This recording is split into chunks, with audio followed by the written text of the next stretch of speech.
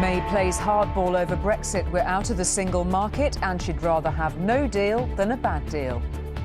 We do not seek to hold on to bits of membership as we leave.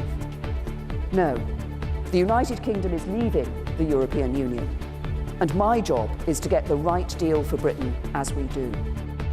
After 6 months in office, she finally set out her vision with a priority of getting control of immigration. It was music to the ears of Brexiteers, but not to her political opponents in the UK.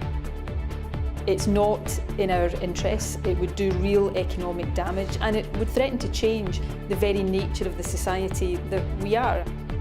Well, the pound rose when the PM said she'd put the final deal to a parliamentary vote, but what if MPs don't like it?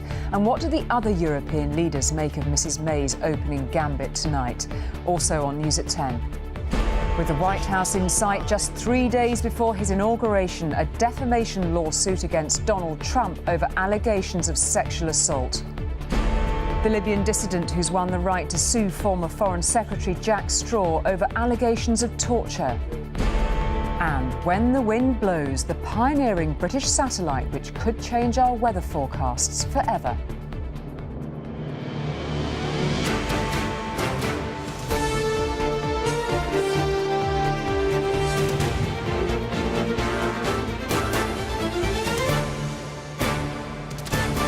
This is ITV News at 10 with Julie Etchingham.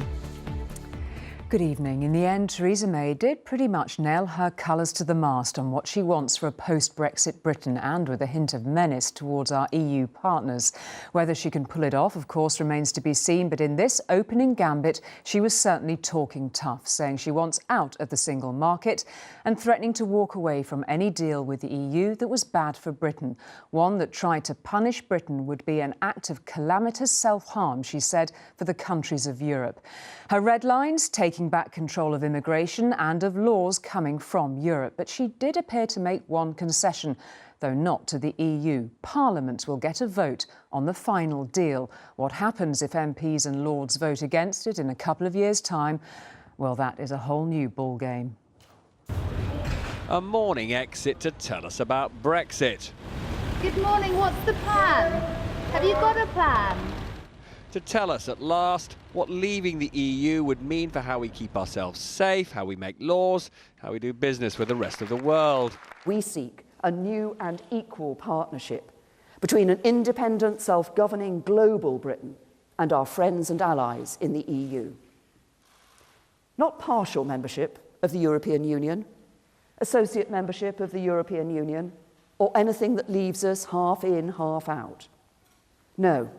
The United Kingdom is leaving the European Union, and my job is to get the right deal for Britain as we do. So what deal did she say she wanted here at gilded Lancaster House, in a speech to ambassadors from Europe and many other important nations? We will pursue a bold and ambitious free trade agreement with the European Union. This agreement should allow for the freest possible trade in goods and services between Britain and the EU's member states. But I want to be clear. What I am proposing cannot mean membership of the single market.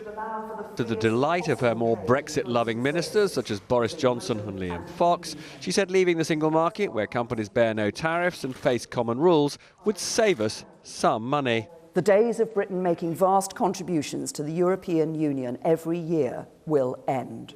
As for the customs union, which protects our businesses from costly checks on goods as they cross borders, she no longer wants us to be a full member of that club. But what if Europe doesn't give us the new trade deal she wants? That would be an act of calamitous self-harm for the countries of Europe, and it would not be the act of a friend. No deal for Britain is better than a bad deal for Britain, because we would still be able to trade with Europe. We would still be free to strike trade deals across the world, and we would have the freedom to set the competitive tax rates and embrace the policies that would attract the world's best companies and biggest investors to Britain. And if we were excluded from accessing the single market, we would be free to change the basis of Britain's economic model. And if she does pull off a deal, she won't be the only judge of whether it's up to scratch. I can confirm today that the government will put the final deal that is agreed between the UK and the EU to a vote in both houses of Parliament before it comes into force. Now, her 12-point plan for Britain takes us out of the single market because her priority is to control immigration from the rest of the EU, which is impossible under single market rules. But as she said, she wants to negotiate a new free trade deal with Europe. And even if we have more control of our borders, the Prime Minister still wants to maintain the passportless common travel area with the Republic of Ireland. And since leaving the EU is supposed to be about returning power to Parliament, what does it actually mean that the final divorce deal will be put to a vote of MPs and Lords? If Parliament were to reject the final deal, would we still be in the EU? I'm sure that the British Parliament will want to deliver on the views of the British people and respect the democratic decision that was taken. A golden, glittering future for her and us, or will we be poorer and will Labour mess up her plans? We have said all along that we will not block Article 50 coming in, and that's going to be very soon within Parliament. We will be putting a case for market access to Europe. We'll be putting a case for regulation of labour market and all the issues that go with that. We'll be putting a very strong case to the British people and to Parliament.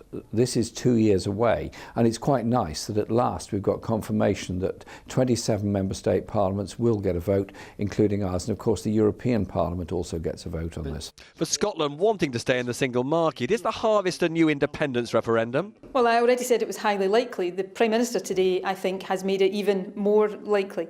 I've done my best and will continue to do my best to compromise, but for a compromise to work, you have to have two willing partners. So what did Brussels woman in Britain make of it? I think it was very interesting, still not without ambiguity. But typical of what ambassadors in the hall said to me was this scribbled note by another Brussels official. Daily Mail, fodder. In leaving the EU, the Prime Minister won't be able to please everyone all the time, so choosing who she wants to be her friends will make us richer or poorer. Robert Peston, News at 10. So while Mrs May was pretty clear about pulling Britain out of the EU's single market, she was a bit more ambiguous about staying in what's known as the EU's customs union. So what exactly is it? Well, it's designed to reduce all barriers to trade between members. Currently, those members are the EU plus Monaco. It means no administrative restrictions like border checks or tariffs on trade. And perhaps most significantly, every member country imports and exports goods to and from other countries, for example, America, on the same terms. It means no member can make their own global trade deals, one thing the Prime Minister has put at the centre of her plan. But there are alternative models. Turkey, Andorra and San Marino opt into elements of the customs union and have deals for specific sectors like the car industry, for example. But they are allowed to make their own trade deals with other non-EU countries. Or we could be completely outside the customs union, like Norway, who still export more than £60 billion worth of goods and services a year. Well, Mrs May's speech was pitched very firmly, of course, towards Europe, and not just the ambassadors from the other 27 sitting in front of her. In capital cities across the continent, they were receiving her message loud and clear. Actually, many said they welcomed the clarifications, but several said Britain would come off much worse outside the single market. Tonight in Strasbourg, they were queuing up to elect a new leader. Italy's Antonio Tajani will be the next president of the European Parliament and the first to see a country leave it. Another player entering the game of Brexit, just as Theresa May's speech struggled to convince others already involved. The illusion that you can go out of the single market, that you can go out of the customs union, and that you can cherry pick, that you can have still a number of advantages. I think that this will not happen. But while they questioned the reality, they did at least like the new clarity. The Council President, Donald Tusk, one of several leaders to call Theresa May this evening to welcome the extra detail. He tweeted this afternoon that it was a sad process, but the Prime Minister was at least more realistic. While the German Foreign Minister also said the speech finally created a bit more clarity about Britain's plans, promising cooperation. But there was criticism from other countries. One Czech minister said the plan seemed a bit ambitious, while Sweden's Foreign Minister said, "I regret the approach. Most of the EU would have preferred a closer relationship with the UK." But those who hope to follow Britain out of the EU now have fresh ammunition. This from France's far-right presidential candidate, Marine Le Pen. I think she makes European leaders swallow their own sarcasm when they continuously said for months that Britain would grovel for a soft Brexit. And she came back to say, no, we're going to renegotiate the totality of the treaties that link us to the EU. Of course, when we do finally walk out of this club, there are 27 other member states who'll stay behind, each with their own demands about how Brexit should look. Tonight, they're keeping their cards pretty close to their chest, insisting this game only really begins once we trigger Article 50. Until then, Theresa May's words only penetrate these walls so far, not so much eclipsed by today's other events, but put on hold by the powers that control them. Paul Brand, News at 10, Brussels. Well, the money markets that have appeared sceptical about the government's plans for Brexit seem to like what Mrs May said today, especially about Parliament having the final say. Thanks to that and figures showing the highest rate of inflation for more than 2 years, the pound had its biggest rise against the dollar since 2008. Well, our business editor Joel Hills is here, and the pound seemed to do well out of the prospect of that parliamentary vote and I suppose relief at a roadmap of sorts, at least. Yeah, and the pound's a pretty good measure of confidence in the British economy. And as Theresa May started speaking, Julie, we can see the pound rose quite sharply in value against the dollar. A vote of confidence? Well, yes, up to a point. But remember this, the pound has actually lost about 1/6 of its value against the dollar since we voted to leave the EU back in June. And the devaluation effect is being felt now. Its prices are starting to rise. Inflation hit its highest level in 2 years, is expected to rise yet further. A squeeze in living standards, another, looks to be on the horizon. But for now, Theresa May is actually in rather a good position.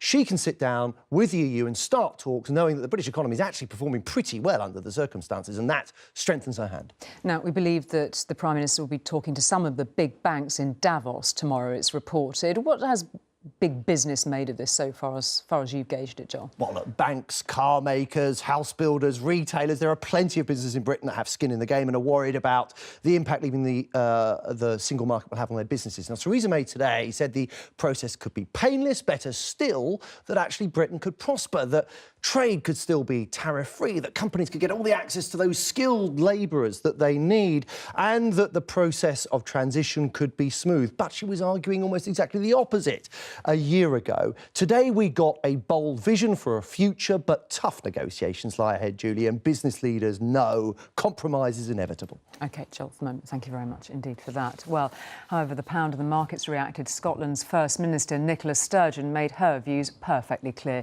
She said Mrs May could not be allowed to take Scotland out of the European Union and the single market against the wishes of its people. What she'd heard today made a second independence referendum that bit more likely, she said. Well, Peter Smith joins us from Edinburgh now. And Peter, it was interesting, the Prime Minister talked a lot of during her speech today of strengthening the union, but it seems she may have done the very opposite.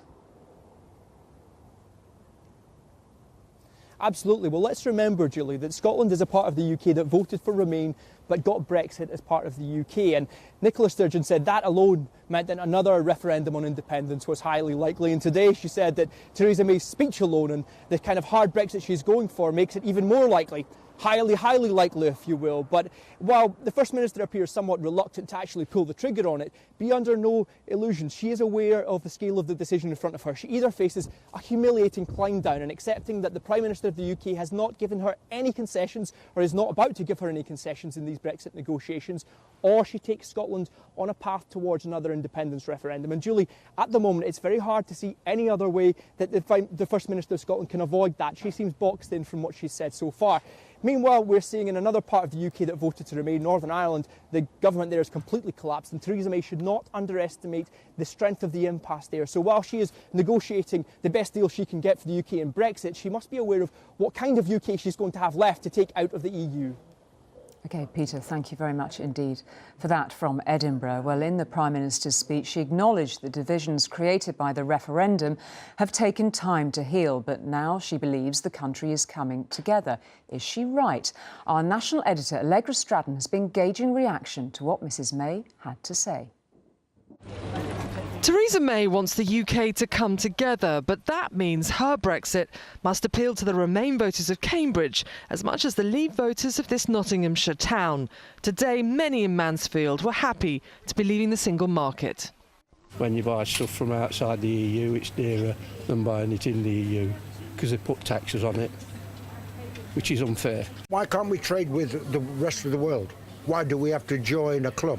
I think that Britain can be great again on its own. The mood was upbeat at this clothing company too, eyeing a chance to trade with the rest of the world. We've had pretty well silenced for the last 6 months, and the negative comments have been coming from all over the place. So let's hope that what Theresa said today, that we can use that and get behind her. Though there was some concern that MPs could vote to scupper the deal in the end. If the MPs do what the constituents want, that's fine. But if the MPs do what the MPs want, another story. In Cambridge, the mood was more nervous. Our engineers love creative stuff. Peter Mance's tech startup, Origami Energy, needs European staff. Did she allay your fears about what's going to happen to the EU nationals you have working for you right now? Not particularly. I'm super keen to keep our top talent. We've invested a lot of time, effort and money to get the best people we possibly can, and I want them to stay. Simple as that. And was the speech enough for his industry? The sector we're in smart energy, is absolutely booming. Don't kill the goose that lays the golden eggs. Italian software analyst Filippo and his girlfriend are still making plans. Inherently, we feel much more relaxed, all right? We don't know what's going to happen on the mid-long term, of course, but we are confident we can adapt to it. And you're buying a house, aren't you? We're buying a house, yeah. The Prime Minister has painstakingly tried to assemble a Brexit for everyone. But look closely, and while the style of today's speech was for Remain voters, the substance was for Leave voters. Allegra Stratton, News at 10, Cambridge. Well, I'm joined now, as you can see, with our political editor, Robert Peston. After a big day, really, Robert. Has Theresa May delivered the certainty that she promised? What's your take on it all? Well, her very first objective announced today was to deliver more certainty. But in fact, what she's traded is one lot of uncertainties for some new uncertainties. So, as you've heard from many of us tonight, we're leaving the single market. We're almost certainly out of the customs union. But here's the thing you couldn't really make up. She's saying she's turning her back on one set of free trade arrangements with the European Union, but she wants a new set of free trade arrangements with the European Union, just a set of arrangements that don't come with all the stuff we don't like. So don't come with free movement of people into this country for work, that don't come with the rule of law being dictated by the European Court of Justice. So many leaders think that she's trying to have her cake and eat it, and they don't really like that, especially when she also said to them today, by the way, if you're nasty to us, we will be really horrible to you and you will suffer. So she hasn't created the best goodwill for these talks, and so frankly none of us know right now whether she's remotely going to get what she wants. And if she doesn't get what she wants, that would be damaging for the British economy. And what about this parliamentary vote on the final deal? Yeah. What happens if the MPs ultimately don't like it? I mean, she was very sure that they would go with the will of the people. She was very clear when she answered your question on that. But what if they don't want it? Well, let's be clear. We've now got two votes. The Supreme Court is almost certainly going to force her to hold a parliamentary vote before she triggers up those Article 50 negotiations. And then she says 2 years later, any deal she gets will also be put to MPs and Lords. Now, my understanding is that the vote of MPs and Lords in 2 years will be binding. So if they say no, the deal collapses. Now, the real point of legal uncertainty here is whether we would still be in the European Union. There are lots of lawyers who say, actually, the European Union at that point could just say, oh, well, it's all been a bit unpleasant, but, you know, you're still in and you can stay. OK, we'll see what happens next, shall we, Robert? Thank you very much indeed for that. And just over on our website, you can find an A to Z of Brexit. You might find yourself returning to it rather regularly over the coming months. Now, it is perhaps among the last things Donald Trump wanted in the week of his inauguration. There are now just 66 hours to go. A lawsuit from a woman who claims he sexually assaulted her. Summer Zervos, a former contestant on his television show The Apprentice, says she is going to sue him for defamation. She wants him to apologise for saying the assault never happened. With 3 days to go before the inauguration, a woman who has previously alleged she was assaulted by Donald Trump has emerged for a second time. With the celebrity lawyer Gloria Allred at her side, Summer Zervos, a former Apprentice contestant, said she simply wanted the president-elect to admit what happened. I want Mr. Trump to know that I will still be willing to dismiss my case against him immediately for no monetary compensation if he would simply retract his false and defamatory statements about me and acknowledge that I told the truth about him. The legal action is for defamation, since Trump dismissed her original claim as entirely made up. And it was this exchange at a presidential debate that prompted Zervos to take this new legal action. But I have tremendous respect for women. Have you ever done those women things? Have respect for me. And I will tell you, no, I have not. We believe that the justice system will provide Ms. Zervos the opportunity to litigate her case, even though she is suing the most powerful individual on this planet. Ironically, it is the Kremlin coming to Trump's defense on another front relating to his personal conduct, insisting that when Trump stayed at this hotel in Moscow 3 years ago, he was not under surveillance. And in rather surreal comments given the venue, Vladimir Putin said he didn't imagine Trump would ever use prostitutes in the first place. Общался с самыми красивыми женщинами мира.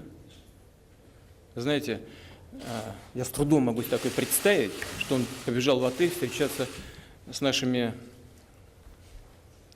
девушками с пониженной социальной ответственностью. Хотя они, безусловно, и они у меня самые лучшие в мире, безусловно. Но сомневаюсь, что Трамп это клюнул на это. And Putin then accused the outgoing Obama administration of using fake stories to undermine Trump. And to add to this increasingly bizarre and unsettled political atmosphere here, more than 50 congressmen, all Democrats, are vowing to boycott the inauguration. To the fury of Trump's team, they are questioning the legitimacy of this presidency less than 72 hours before it even begins. Robert Moore, News at 10, Washington. President Trump is heading to the White House in part because of his promise to get America working again. But actually, President Obama did a pretty good job on jobs. When he took over, it was during the financial crisis, and the number of people out of work peaked at around 15.4 million. Over the past 8 years, that figure has been falling to around 7.8 million at the end of last year. But it is in certain pockets that President-elect Trump identified there was a problem. He has promised tax and trade reforms to boost economic growth in those areas and create 25 million new jobs over the next decade. And it is on those jobs we focus tonight in the second of our series on the hopes and fears of American people about the Trump presidency. Martin Geisler has been to 2 towns in the state of Indiana, Indianapolis and to Gary, to see what people there make of those promises Mr. Trump made on jobs. Beneath its 21st century skyline, Indianapolis faces some very modern problems. Globalization is biting here.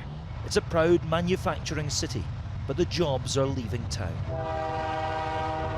In the sprawling blue-collar neighbourhoods, life has become a struggle. The steady employment that sustained this place for generations has gone. And people here are finding it hard to cling on to the American dream. Indianapolis is crying out for a saviour, and last year Donald Trump answered the call. He flew into town on a mission. Carrier, a major employer here, was shutting down its plant and moving to Mexico. The president-elect intervened and the plans were scrapped. Jobs saved, job done. We're going to have a good Christmas. Needless to say, he's now a hero among the workers on the production line. I think it's awesome. I think that he's showing that, you know, he is going to look out for the American people and try to keep the jobs here. What would you say to Mr. Trump? Thank you. But not everyone's so grateful. Unions can't argue with the results so far, but many just don't trust the new president. Do you think he really cares about the workers? No.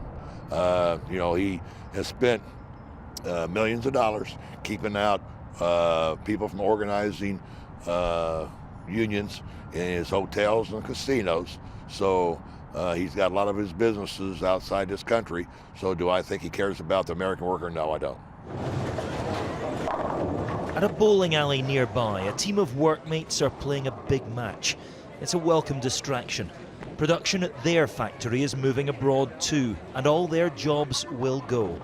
Donald Trump won the presidency with promises made to folk like this. He'd bring back the good old days, rescue America, turn the country round. A lot of people are relying on him.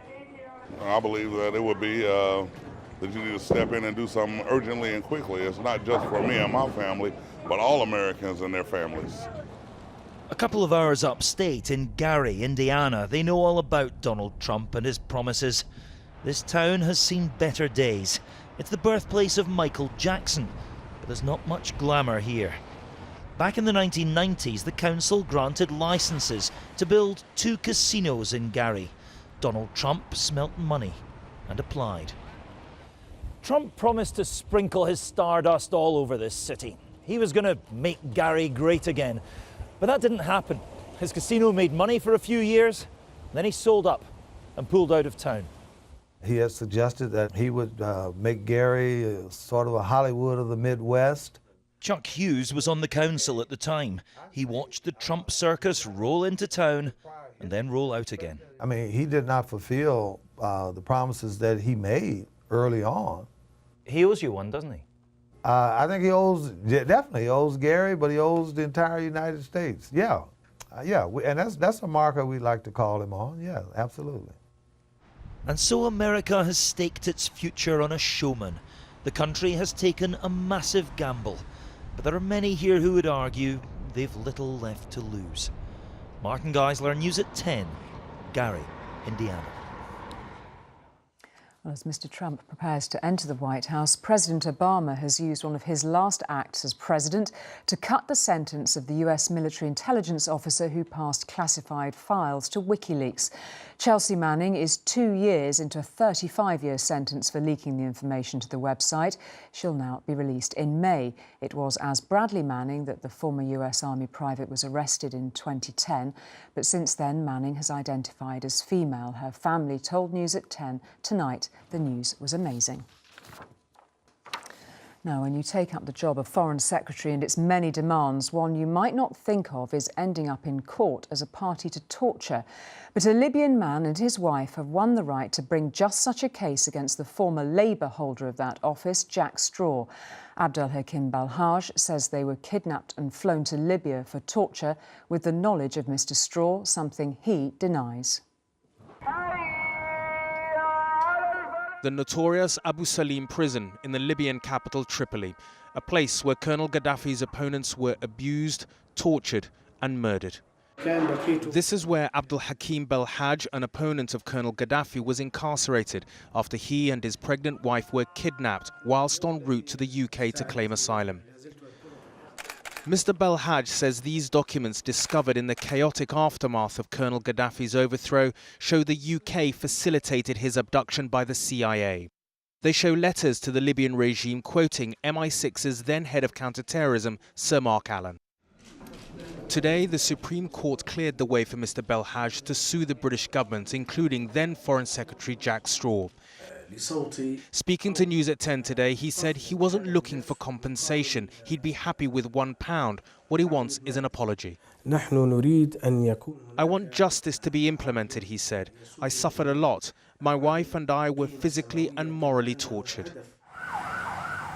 This is a unique case compared to other similar cases involving MI6 because it'd be the first time a UK court has been cleared to hear such secret evidence in the open. Corey Kreider represents Mr. Belhaj and his wife. The Tripoli files are really the closest we've ever seen in the whole war on terror to a smoking gun. Not just about what MI6 officers did, but about what the CIA planned to do. As Foreign Secretary at the time, Jack Straw was in charge of MI6. He and the British government have consistently denied all Mr Belhaj's accusations. I acted at all times in a manner which was fully consistent with my legal duties and with national and international law. The government will challenge this verdict. Mr Belhaj and his lawyers say they won't stop until they get an apology, but an apology at 10. Finally, what many people wouldn't give for more accurate weather forecasts, particularly in the middle of winter like now. Well, a British-built satellite could be the answer. Its unique selling point, it has lasers to measure wind speeds around the world. In 1 week, it can collect more data on winds than has ever been done before. This is how you build a better way to forecast the world's weather. The Aeolus satellite, built in Britain, will map the Earth's atmosphere like no previous scientific instrument has done before. So what we've got here is the satellite essentially in two pieces. It'll directly and continuously measure our planet's winds for the very first time. As weather systems come across the Atlantic, it's really important to pin down what's going on in the winds. And a mission like Aeolus gives you the chance to do that, perhaps a day, 2, 3, 4 days in advance, to give you a better idea of what's going to happen when those weather systems actually hit us in Britain. Floods like this one in Lancashire in 2015 are caused when storms from the tropics are blown northwards by the winds. When the humid air reaches us, it can cause devastating torrential rain. Aeolus will work by firing short, powerful laser pulses into the atmosphere. The light bounces off air molecules, dust and water, and is reflected back into the telescope. That information is used to measure wind speed and direction at different heights. Its mission will last for 3 years, during which time it'll orbit the Earth more than 17,000 times. After more than 15 years of work, this satellite is nearing its final stages of construction. When it gets into space later this year, it'll transform our understanding of the Earth's winds. That gives us better weather forecasts, predictions of devastating floods in the UK, and also much further down the line, better predictions of how our climate will change in the future. Aeolus will collect more data in 1 week than has ever been recorded so far about the Earth's winds. Useful for scientists who want to predict how our climate will evolve in decades to come. When we see climate change, actually our whole circulation pattern may change. So in other words, where rain comes from, where hot weather comes from, how often. Now by observing the circulation globally, we'll be able to understand better the pattern we have and look for changes that may already be occurring. Aeolus will now enter its final phase of tests and should be ready for takeoff to begin its mission by the end of this year. Alok Jha, News at 10. Coming up tomorrow, Trump and Brexit. Just a guess. Raggy will be here for that, from me and from everyone here. Good night.